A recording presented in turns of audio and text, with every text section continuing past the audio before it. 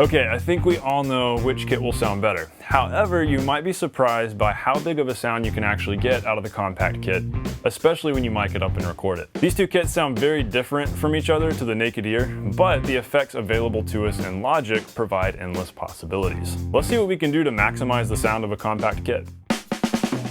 Hey everybody, welcome to the Non-Glamorous Drummer. This is a channel that's all about teaching you the practical skills that really matter to help you become a better drummer. If you're new to the channel, I hope you'll subscribe. So a little bit of background on this compact kit, as well as some pros and cons. I actually bought this kit back when I was in college because I needed a second kit to practice on at the time. And it ended up really coming in handy when I lived in my first apartment that was about 450 square feet, and most of the time I had to store the drums in a closet. And I was also playing a regular gig at the time in a small venue where I didn't have a very large space to set up my kit, so I really needed a kit with a small footprint. That's exactly what this one is because the kick drum is small and because the floor tom mounts off of a cymbal stand. So really those are the big pros with this kit, that it's so compact you can stack the drums and like sit them in the passenger seat of your car. However, as you might guess, because the toms don't have resonant heads, they lack a little bit of resonance, they lack some of the fullness and body of normal toms. They sound kind of like concert toms, and so you really have to find a sweet spot to tune them to make them work. Also, the kick drum is a 20-inch drum. It's only like 8 inches thick, so it's pretty small. All that to say, there's not a whole lot of low end and body and bigness coming out of this drum set, but it is interesting to compare it side by side with the full-size kit without effects and with effects. So let's listen to both of these kits back to back, just raw signal. And then at the end of the video, we'll beef up the compact kit and see what we can do with it.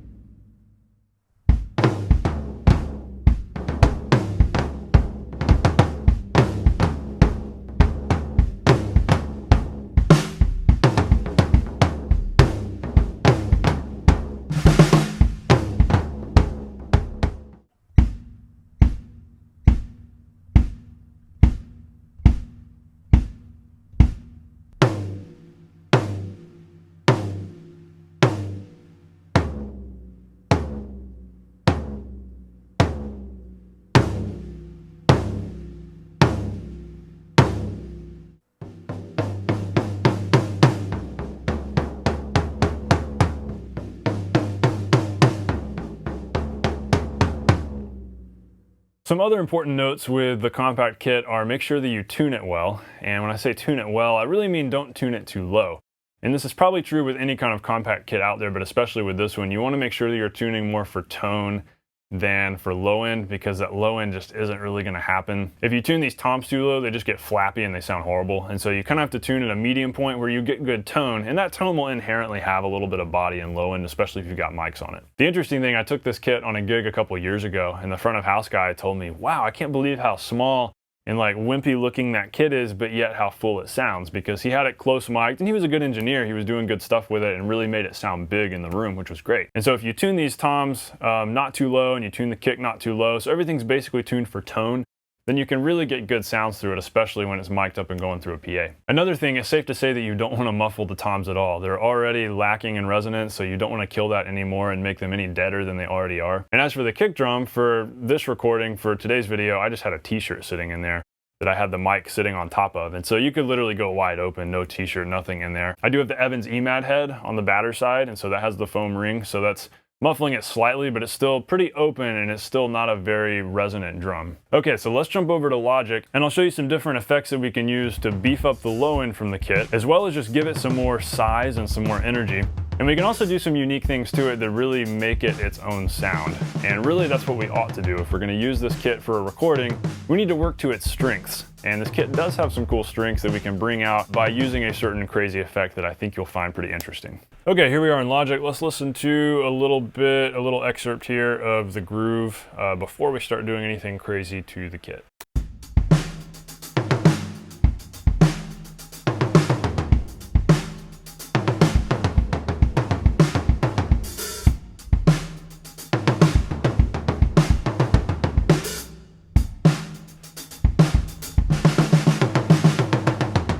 Okay, so you can hear how it really doesn't sound terrible and the toms sound kind of thin, but let's just start doing some crazy stuff here and we'll see what happens. I'm gonna boost the EQ here on the kick. We're adding a bunch, like we're adding 7 dB here at 70 hertz. We're gonna do the same for the outside kick. And we'll boost a lot for the toms also. Like here on the floor tom, we're going way up 15 dB, but this is what we're talking about right now. We're breaking all the rules of mixing to try some drastic measures, just to see what we can do with this kit.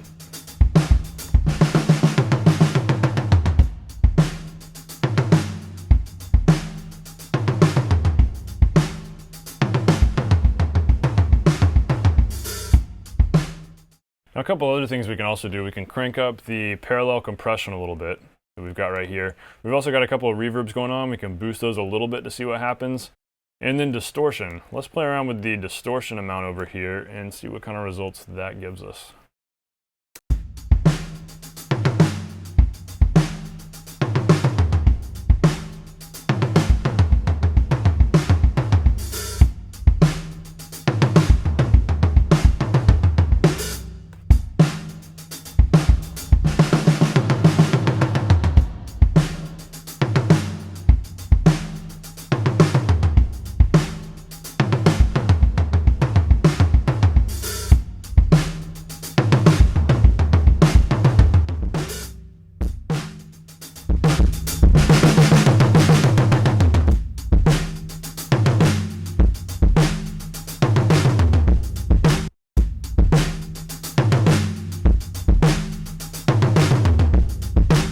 Okay, so when we solo the distortion there, I think we can really hear what this kit excels at. I think that's really cool.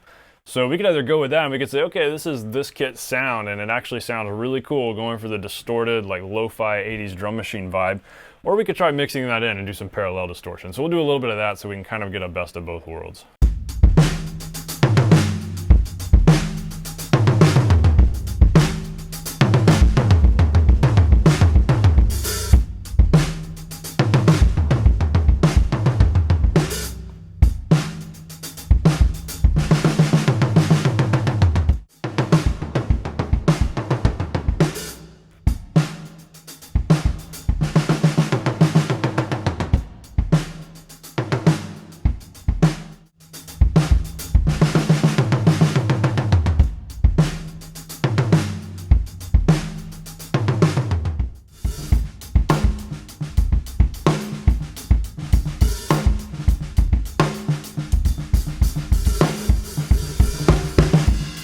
So yeah, you got to do some artificial stuff to this kit to really make it work, but hey, it still doesn't sound terrible and I like the versatility of it. I hope you enjoyed today's video. I definitely enjoyed making it. So whether or not this specifically helped you, I hope you at least found the comparison interesting. If you're in a predicament like I was at a time where you're living in a tight space and you're gigging in small venues, having a compact kit can really be a great thing. And knowing how to get the best sounds out of it can really come in handy, and the opportunity to mic it up will make that job even easier. Thanks guys for watching. I will see you next week.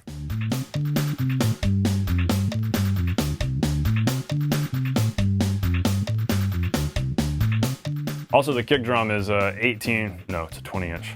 Practical skills.